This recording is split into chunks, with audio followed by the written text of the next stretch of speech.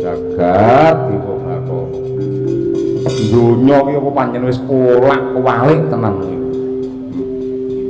ngendi nggon ngendi papan anane banjir bandang sing gegirisi ngorbanke nyawa pirang-pirang dudu pokale sapa-sapa ya pokale menungsa sing kaya Kakang Gatut Antasena apa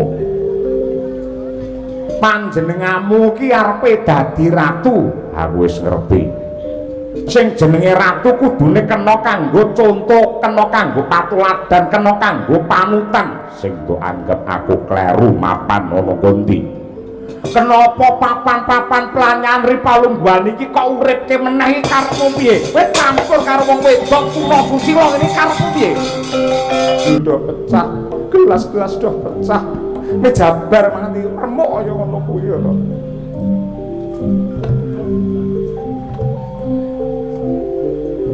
Tuhan ho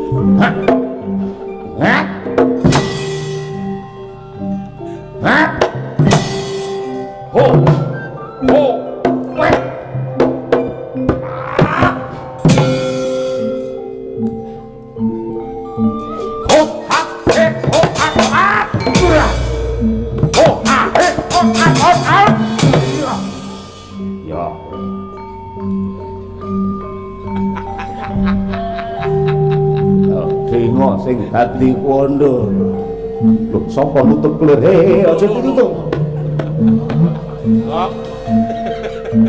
kelakuane mejur mendira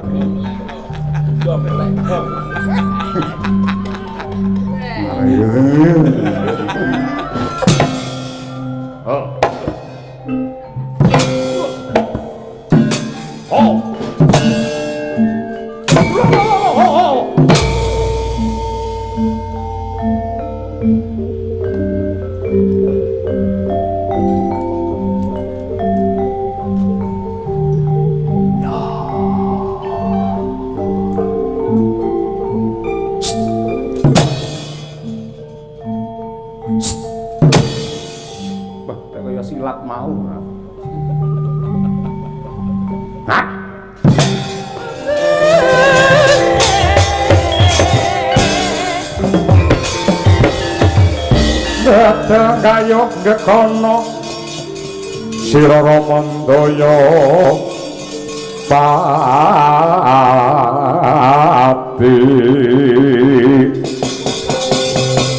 ana yaksa gung cangkrama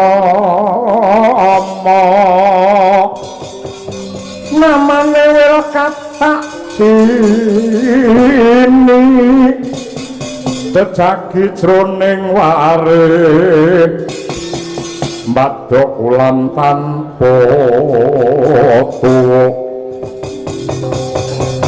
minajra samudra mila gugu saben hari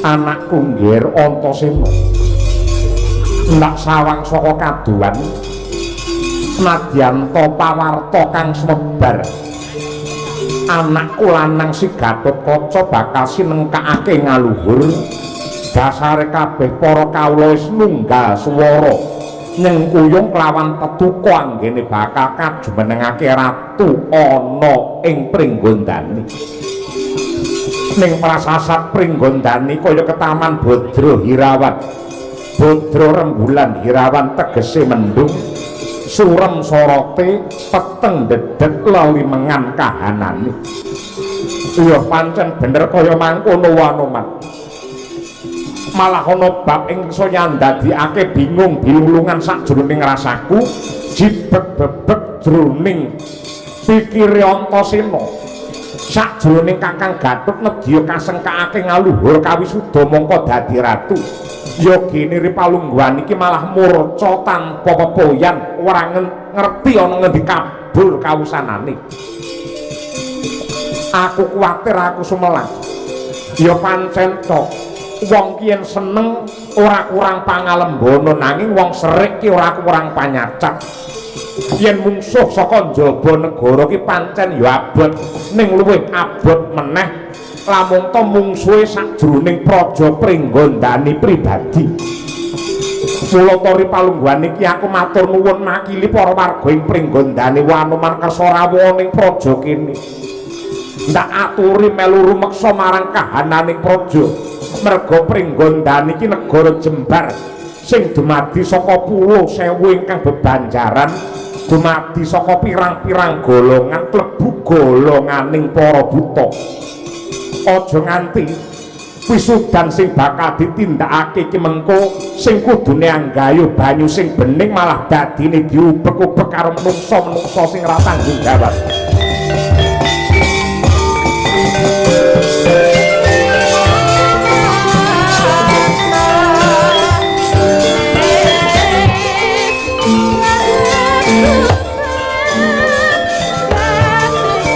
Mau tak sampun rateng witeng napa kari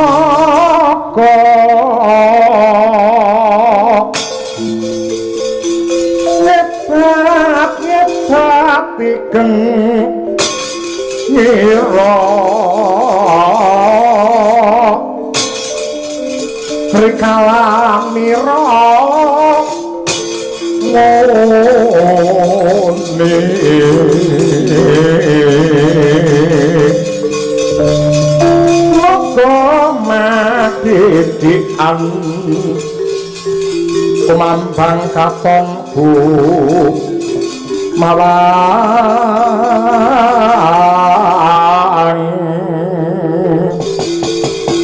wisanyo manampek dhisik manaut sigra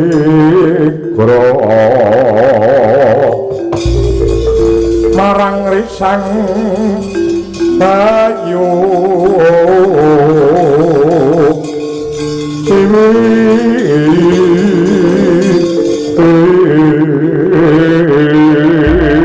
kuasa sisa ana wujude monyet putih kethek wek elek keklek ora pangkling kowe sing jeneng Hanuman. Ya dasar para nyata kowe wong endi? Lek nomripatmu jerengen gobok. Iki wong Pringgondani ning golongane para buta. Blakasuta blakotang terus terang lamun to Gatotkaca bakal kasengkaake ngaluhur dadi ratu Pringgondani aku ora condong aku ora rumaja. Duit biyen sing dadi ratu Pringgondani iki golongane raseksa. Wiwit saka Sinuwun Tremboko, Sinuwun Prabu Arimba, kabeh golongane buta, yogine menungsa wani lanyo-lanyo dadi ratu ana negarane buta. Mula aku tetep ora trima. Nanging nyatane anak Mas Gatotkaca ki dadi ratu ora saka kersane pribadi nanging dipangestoni dening para sepuh lan uga sinengkuyung dening suarane para kawula ing pringgondane. Aku ora peduli. Janji Gatotkaca sing dadi ratu pringgondane bumi angus. Dinding langit kelap-kelap katon wer kincanging alis risang mawe tandrung sabarang kadul ukir moyak aye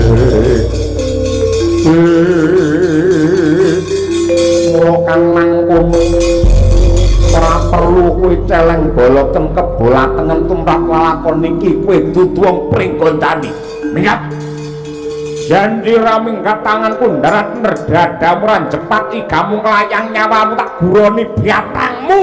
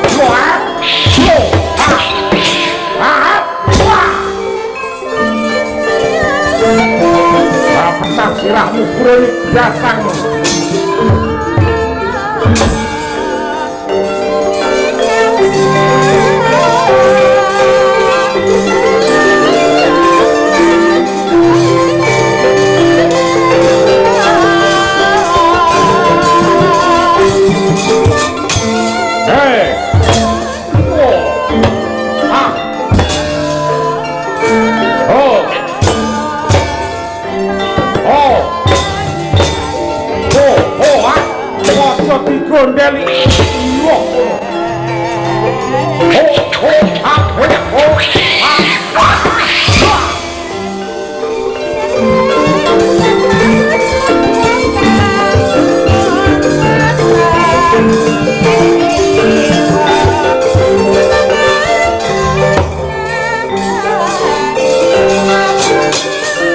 oh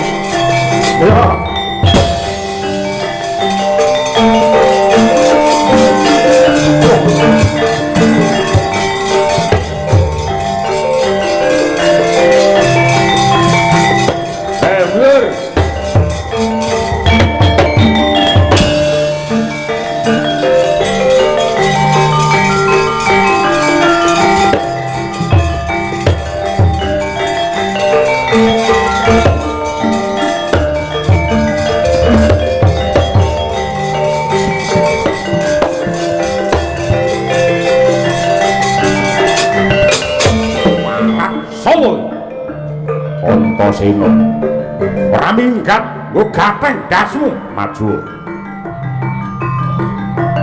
hop candhak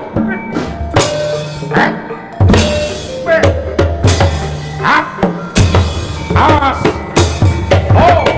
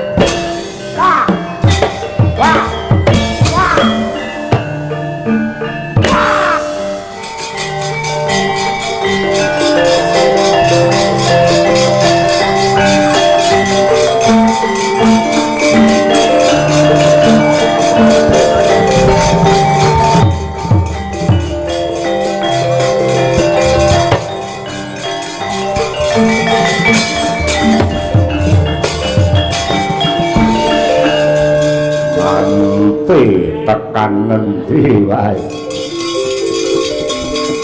Gatotkaca tetep tak golek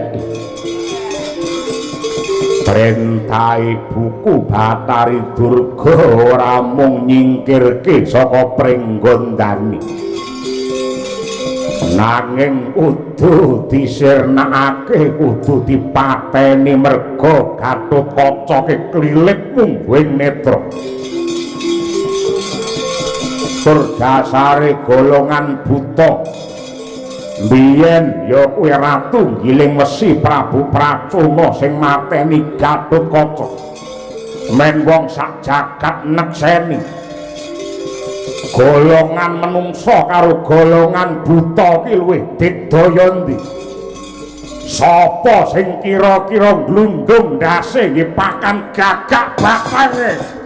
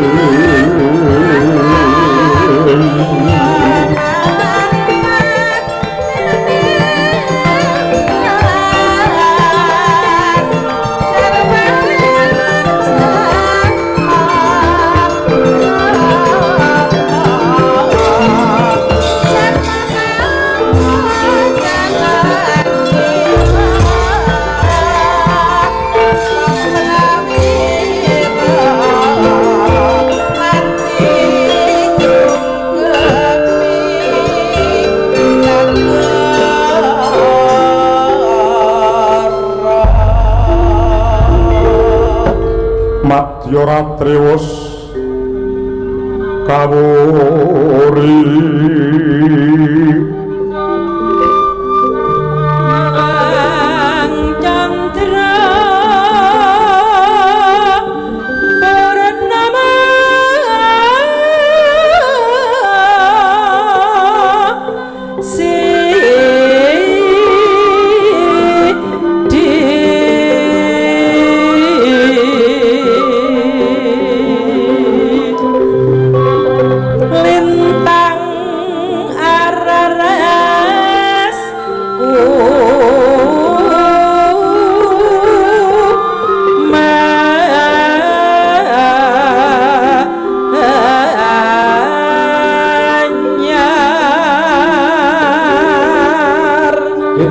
kita tampilkan bir kita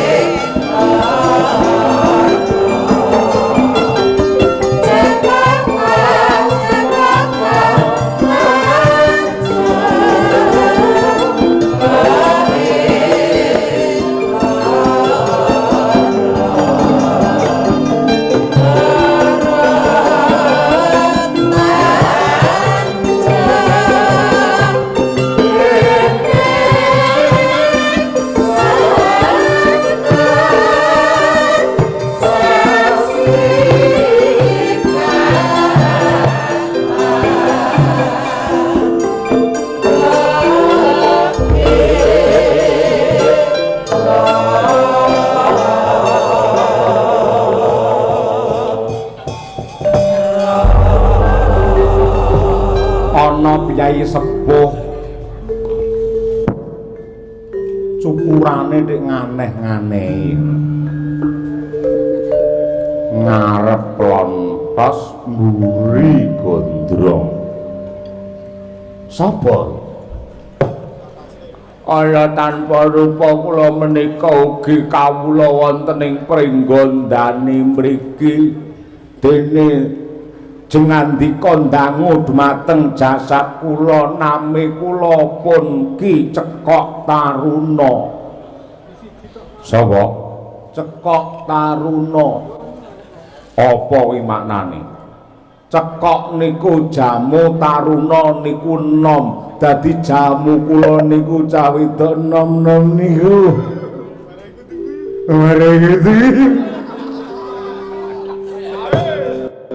Lagi banyol-banyol dhewe diguyu-guyu dhewe. Mun. Oh ya ngono kan. Niki wau nembe peperangan yo. Rumah kula dalu niki jenengan nyambut gawe tek penak men jenengan. Penak denggelmu mlocot kuwi ora. Iki mau ana saperangan kawula ing pringgondani sing ora condong ora rumajang golongane para raseksa sing ora sarujuk lamun to Kakang Gatut dadi ratu. Ngono. Ning sing jenenge Nugroho sing jenenge Nugroho kowe aku wis niteni marang Mbah makaping-kaping racake mesti bareng karo tekane coba buktine lelakon ingkang kababar ana pringgondani iki mujudake pacoban saka Hyang Agung pandadaran saka pengiran minangka tandha tresnane Gusti karo wong pringgondani tanpa beda kaya wit-witan kae uwit yen saya gedhe uwit yen saya dhuwur mesti saya banter angin ingkang bandang antrajan ning kekuatane wit ki mapan ana ing oyot ki tanpa beda kaya tekad Kakang Gatotkaca anggene kepengin ngayomi marang wong pringgondani wis sing dadi garan utawa dadi dasar kanggo srana kasantosaning praja. Ning nyatanipun kok malah tiba kosok balen piye? Ripalungguhan iki para sentana praja pringgondani padha bingung bilulungan merga Kakang Gatut ki murca tanpa pamit. Murca napa kula bar panggih kalian Raden Gatotkaca lek ketemu ning endi wonten Gude. Mangan gur laku ning angin ukur agraning arko kurnipara kiri-kiri korak bumi prakempito padula mangamba udan treswar lan lesus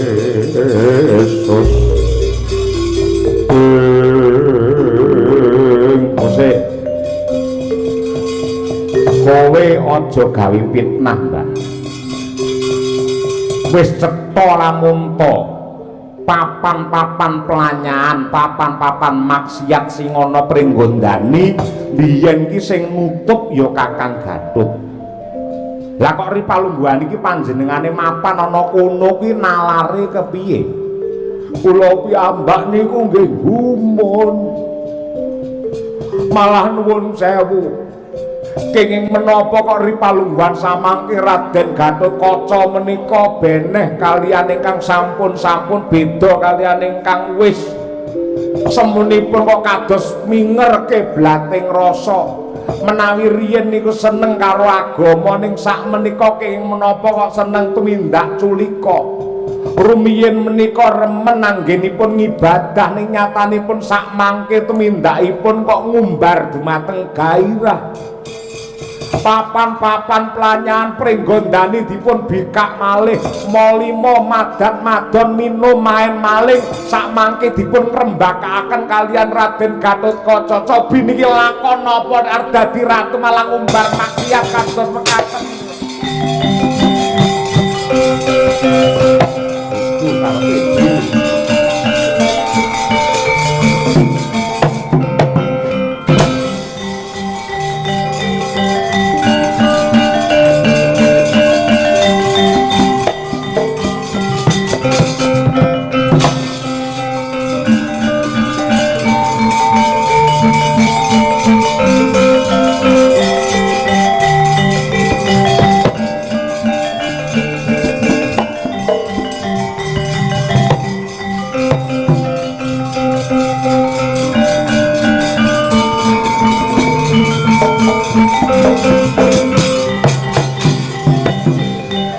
Ngambara ing awang-awang diajeng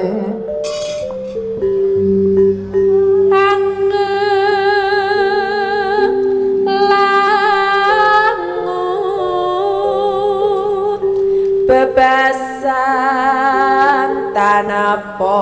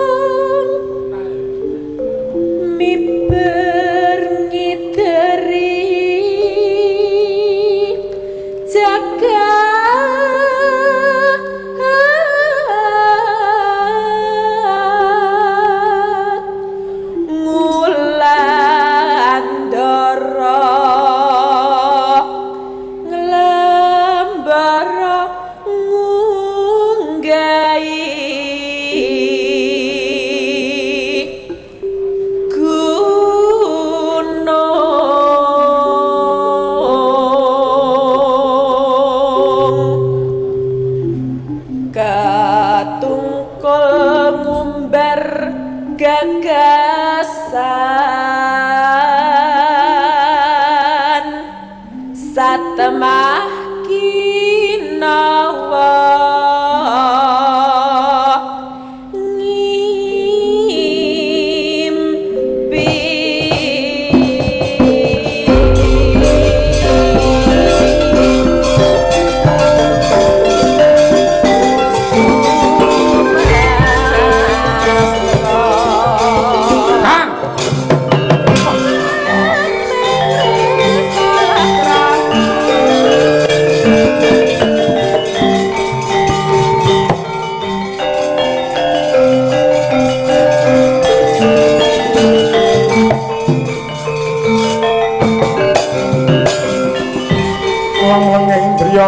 mangu mangungkung kandhuan reman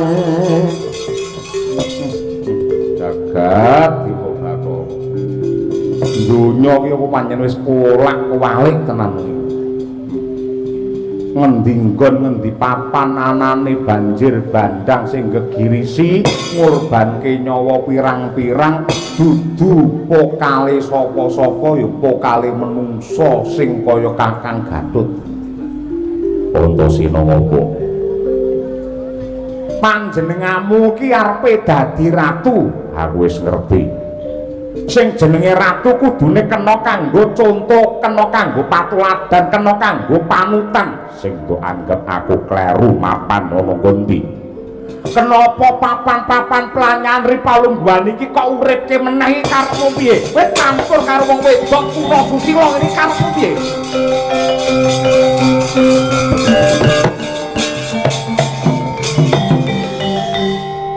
sing jenenge ratu iki sing diayomi ya ora mung para brahmana resi kiai alim ulama ning wong wadon kaya ngene iki yo butuhake pengayoman.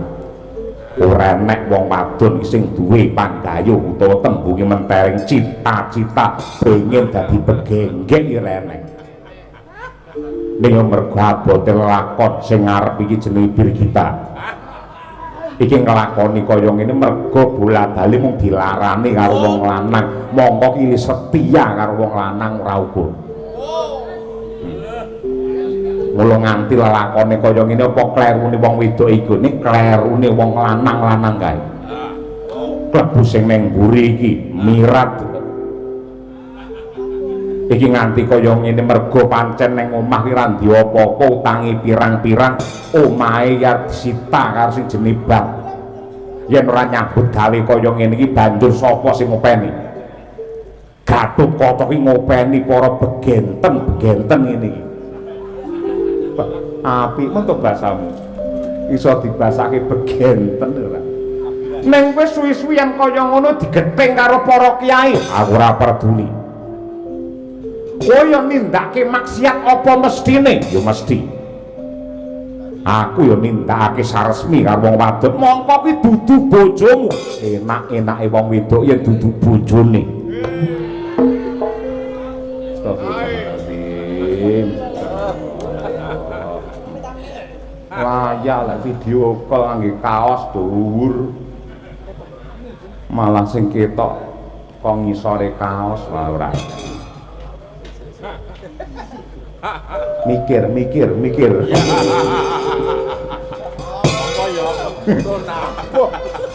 Kuwi nyapa to? Aja kaya ngono lerenono. Tegese wong nindakake cumbana ana papan-papan pelanyan ini rugi gede. Rugine mapan gondi siji dadak bayar. Yen bojo ora bayar yo pisan kuwi tok. Mung mas kawin tok kuwi iki mbayar terus, rugi siji bayar. Loro dadi penyakit mergo ngibarate iki wujude piring sing nganggo ki wong pirang-pirang. Telu kapusan, kapusan. Ketok iki meringis-meringis, jane ora krasa apa-apa asline iki jane. Muni udah ado ketoke kaya seret-seret to asline pupune dipluntu ya asline ngono iki. Ya ora iso langsung tangkeme kaya ngono. Ono rasane. Lho, lanang kok wedok. Ya genah wedok. Ora perlu ganggu karo kae. Wong domino, wong remi, wong dadu kabeh tak ayomi. Yen ngono kowe padha karo nyempyokake banyu letana praupane para punden Pandhawa sakarep mulemu ngarani. Yen ngono ora pantes dadi ratu, ora pateken. Ning aku ora trima, aku pancen ora kirim. Geger tenang karo dulur. Ayo.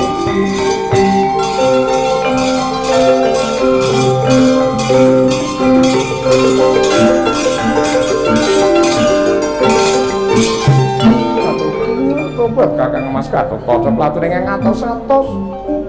Plature njagi dumateng kawilujengan ndika sampun ngantos mangke wonten babab ngandhasaken cilaka. Ya aja kuwatir, sumekira. Oh nggih. Mugi-mugi tansah lanang juretipun. Ya. Aku ati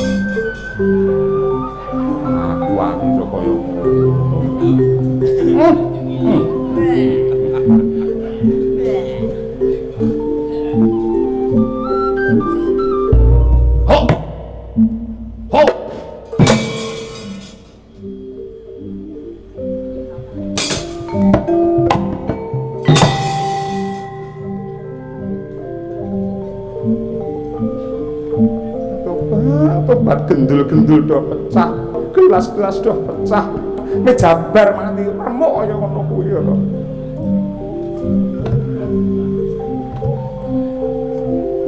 Aturan. Ho.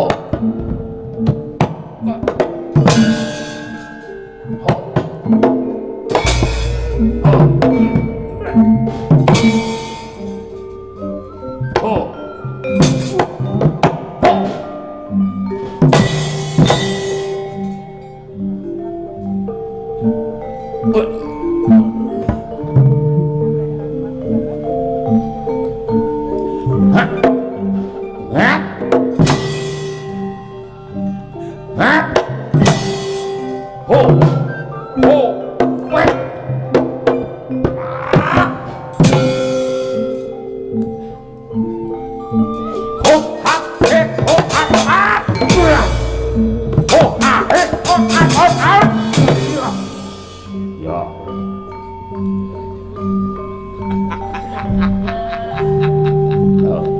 Sing dadi kondo lho sapa nutup kelir aja ditutup kelakuane mejur mendira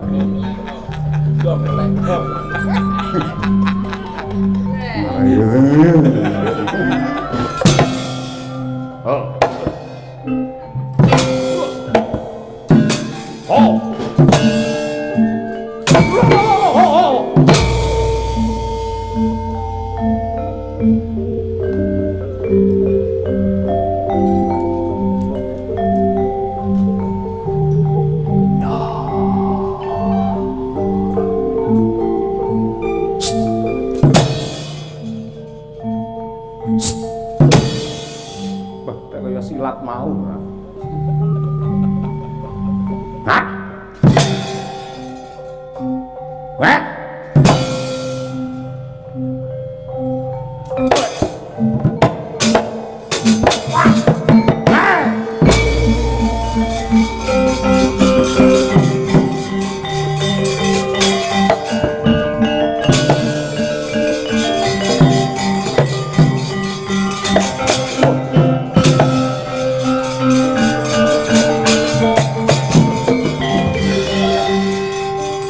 Pancen kuwi ora kena digawe becik.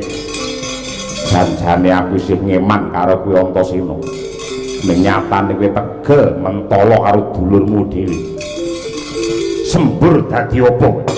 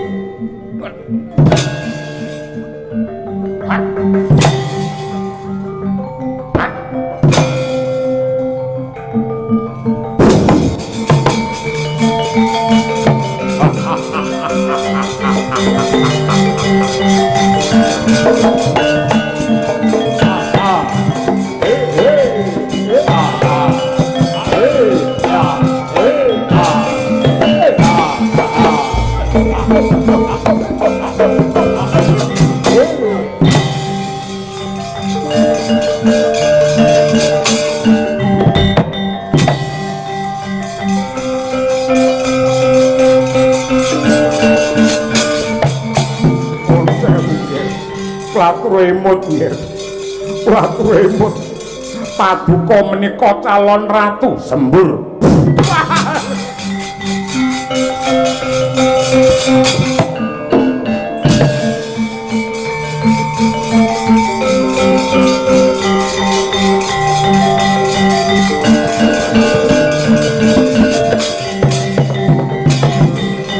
Kaya antuk pengasih saking Sang Batari Durga inggih Raden Gatotkaca gadungan ingkang yektine nenggih Sang Antarja.